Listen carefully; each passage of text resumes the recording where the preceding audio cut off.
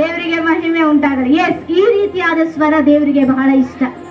ಏನೋ ತಪ್ಪಗೆ ಏನೋ ಕಳ್ಕೊಂಡಿರ್ತಾರ ಹಾಲೆಲೂಯ ಅಂತ ಹೇಳೋದು ಇಷ್ಟ ಅಲ್ಲ. ಗಂಭೀರ ಸ್ವರದಿಂದ ನಾವು ದೇವರನ್ನ ನಾಮವನ್ನ ಘನಪಡಿಸ್ಬೇಕು. ಆಮೇಲೆ ಪರಲೋಕ ರಾಜ್ಯದಲ್ಲಿ ದೇವದೂತರು 24 ಗಂಟೆ ದೇವರನ್ನ ಆರಾಧಿಸ್ತಾ ಇದ್ದಾರೆ. ಯಾವ ರೀತಿ ಆರಾಧಿಸ್ತಾ ಇದ್ದಾರೆ?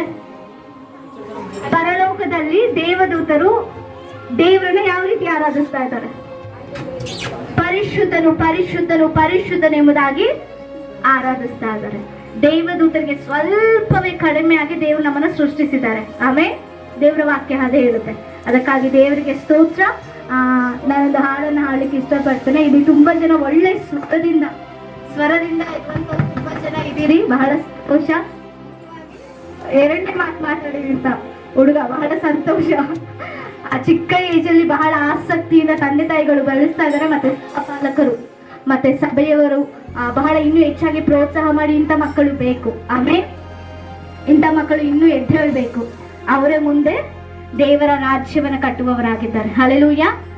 ಬಹಳ ಸಂತೋಷ ಅಂತವಿರೋದು. ಒಂದು ಗೀತೆಯನ್ನು ಹಾಡಿ ನಿಮ್ಮೆಲ್ಲರಿಗೂ ಬರುತ್ತೆಂಬುದಾಗಿ ನೆನೆಸ್ತೇನೆ. ಸುಂದರ ರೂಪದ ಪ್ರೇಮದ ಮೂತ್ರೆ ಆ ಹಾಡು ಬರೋದಾದ್ರೆ ನನ್ನೊಟ್ಟಿಗೆ ಕೂಡ ಸೇರಿ ಹಾಡಬೇಕೆಂಬುದಾಗಿ ನಾನು ಮನವಿ ಮಾಡಿಕೊಳ್ಳುತ್ತೇನೆ. ಸುಂದರ ರೂಪದ ಪ್ರೇಮದ ಮೂರ್ತಿ ಮಧುರವಾದವರೇ, ಸುಂದರ ರೂಪದ ಪ್ರೇಮದ ಮೂರ್ತಿ ಮಧುರವಾದವರೇ, ಮಹಿಮೆಯಾದವನೇ ಮಹಾವಿಮೋಚಕನೇ, ಮಹಿಮೆಯಾದವನೇ ಮಹಾವಿಮೋಚಕನೇ, ಆತ ಯೇಸು ಯೇಸು ಯೇಸು. ಚಪ್ಪಾಳೆ ತಟ್ಟುತ್ತಾ ಆತ ಯೇಸು ಯೇಸು ಯೇಸು. ಮತ್ತೊಂದು ಬಾರಿ ಹಾಡೋಣ. ಸುಂದರ ರೂಪದ ಪ್ರೇಮದ ಮೂರ್ತಿಯೇ ಮಧುರವಾದವನೇ. ನನ್ನೊಂದಿಗೆ ಸೇರಿ. ಸುಂದರ ರೂಪದ ಪ್ರೇಮದ ಮೂರ್ತಿಯೇ ಮಧುರವಾದವನೇ, ಮಹಿಮೆಯಾದವನೇ ಮಹಾವಿಮೋಚಕನೇ, ಮಹಿಮೆಯಾದವನೇ ಮಹಾವಿಮೋಚಕನೇ, ಆತ ಯೇಸು ಯೇಸು ಯೇಸು, ಆತ ಯೇಸು ಯೇಸು. ಸೈನ್ಯಗಳ ಕರ್ತನ ಮಹಿಮೆಯ ರಾಜ, ಎಂದೆಂದೂ ನಮ್ಮೊಂದಿಗಿರುವ ಇಮ್ಮಾನುವೇಲ. ಸೈನ್ಯಗಳ ಕರ್ತನ ಮಹಿಮೆಯ ರಾಜ, ಎಂದೆಂದೂ ನಮ್ಮೊಂದಿಗಿರುವ ಇಮ್ಮಾನುವೇಲ. ಎಂದಿಗೂ ಎಂದಿಗೂ ನನ್ನ ಹಿರಿಯವರೇ, ಎಂದಿಗೂ ಎಂದಿಗೂ ನನ್ನ ಹಿರಿಯವರೇ, ನನ್ನ ದೇವರೇ, ನನ್ನ ಉತ್ತಮವಾದನೇ, ನನ್ನ ಮಗನೇ, ಆತ ಯೇಸು ಯೇಸು ಯೇಸು. ಹೇಳೋಣ.